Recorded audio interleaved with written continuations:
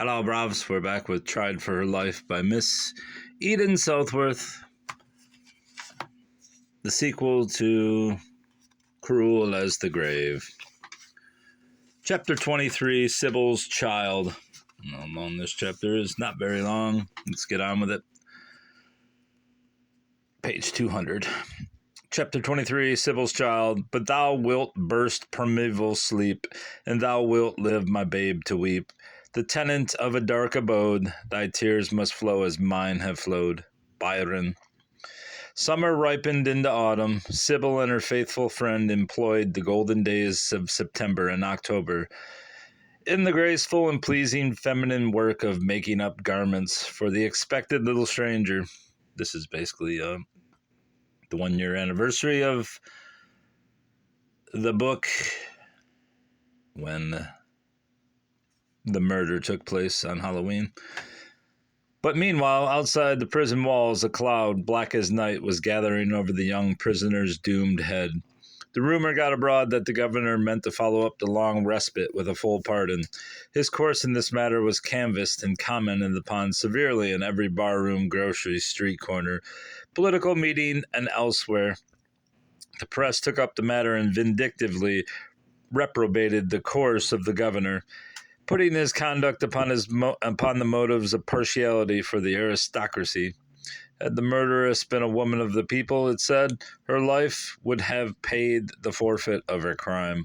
But she was the lady of the county aristocracy, a daughter of the house of Barnes, and however notoriously that house had been cursed with demoniac, is it demoniac? I don't know. Passions, and however deeply dyed with crime, its daughter, however guilty, was not to be held amenable to the laws.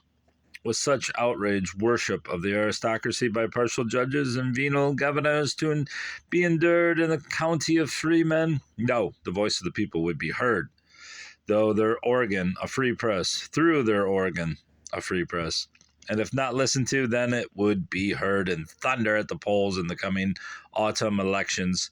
Such was the spirit of the people and the press in regard to Sybil. It was strange how the people and the press clamored for the sacrifice of Sybil Burner's life, the female fiend, as they did not hesitate to call her. Daughter of demons, the last of a race of devils who should have been exterminated long before, they exclaimed. I could have swore that when she was on the run that everybody, especially the common folk, all were saying that she was innocent. Anyway, it was because they honestly ascribed to her a nature she did not possess, and imputed to her a crime she had not committed, thus making her innocently suffer for the sins of her forefathers. Of course, there were honorable exceptions to this general and unmerited reprobation of a guiltless young creature.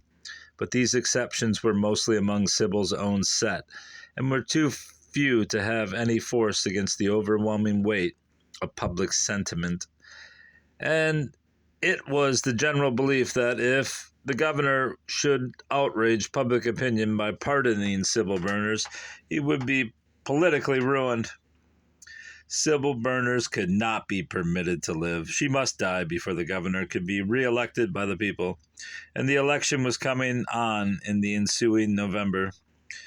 Would he purchase success by the sacrifice of this young sufferer's life? Her best friends, asking themselves this question, were forced to answer, yes. This state of affairs had a most depressing effect upon Sybil's husband, especially as he had sustained a great loss in the departure of her zealous advocate, Ishmael Worth. The young lawyer, soon after he had brought down Sybil's respite from the governor, had been called away on business of the utmost importance, and had eventually sailed for Europe. He had gone, however, with the most confident expectations of her liberation. How these expectations were destined to be defeated, it was now plain to see. It required all Mr. Burner's powers of self-control to wear a calm demeanor in the presence of his unsuspicious wife. He had carefully kept from the cell every copy of a newspaper that contained Why are these people yelling? Any allusion to the condemned prisoner and her circumstances, and he did this to keep Beatrix as well as Sybil ignorant of the impending doom. For he wished Beatrix to preserve in Sybil's presence the cheerful countenance that she never could wear if she should discover the thundercloud of destruction that lowered darker and heavier day by day over the head of her doomed companion. But Sybil herself was losing her good spirits. The autumn had set in very early, and though now it was but October, the weather was too cool and often also too damp to make it prudent for the poor prisoner to spend so many hours in the prison garden as she had lately been permitted to do.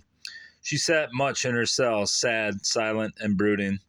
"What is the matter with you, my darling?" inquired Beatrix Pendleton one day, when they sat together in the cell, Beatrix sewing diligently on an infant's robe, and Sybil with her neglected needlework lying on her lap and her head bowed upon her hand. "What is the matter with you, Sybil?"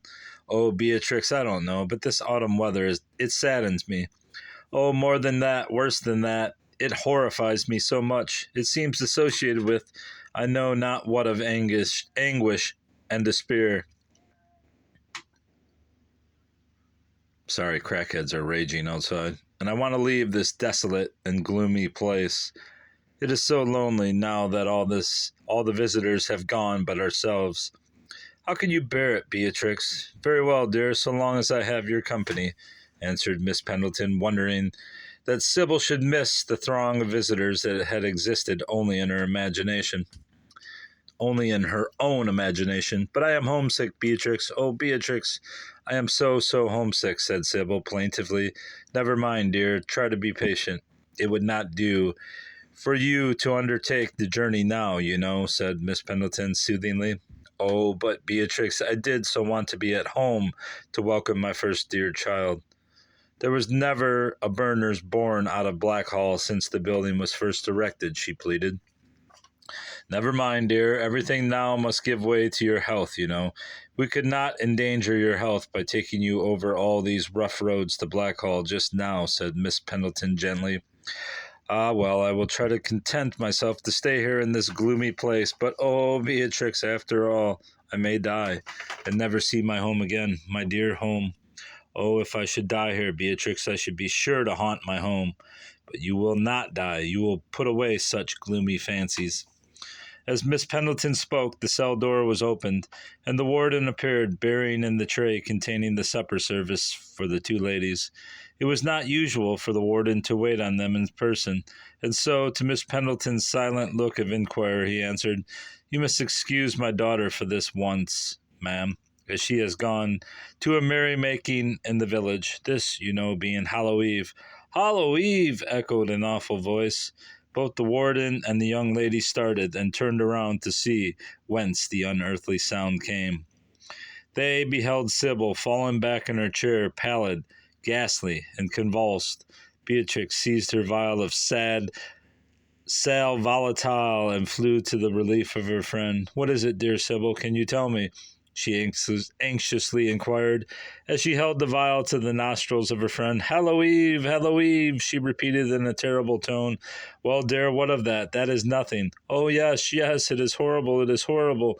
"Hush, hush, dear, try to be composed."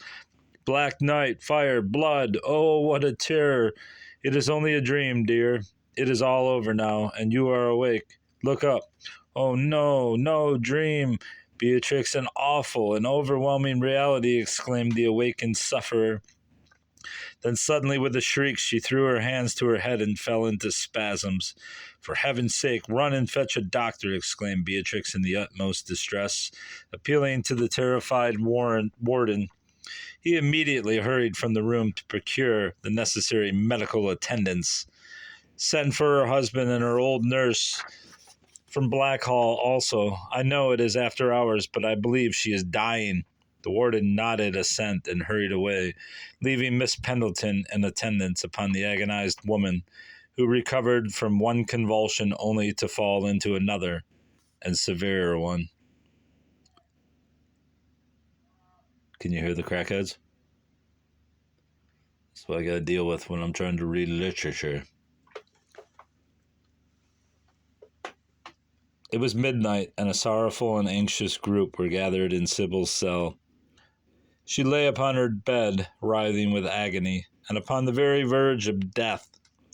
Near her stood her old family physician, Dr. Hart, her old nurse, Miss Winterrose, and her faithful attendant, Miss Tabby. In the lobby outside the cell door sat her husband, with his face buried in his hands, wrestling in prayer with heaven. What was he praying for? That his idolized young wife should be spared in this mortal peril. No, no, and 1,000 times no. With all his heart and soul he prayed that she might die ever. That dread warrant, which had arrived from Richmond only that morning, and which fixed her execution for an early day, could be carried out. This agony of prayer was interrupted. The doctor came out of the cell and whispered, "It is over. She is the mother of a little girl." There was no expression of parental joy or thankfulness on the father's part, only the breathless question, and she? Can she survive?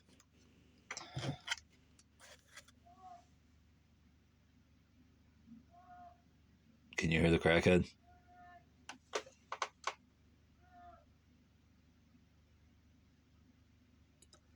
Sounds like a dying elephant.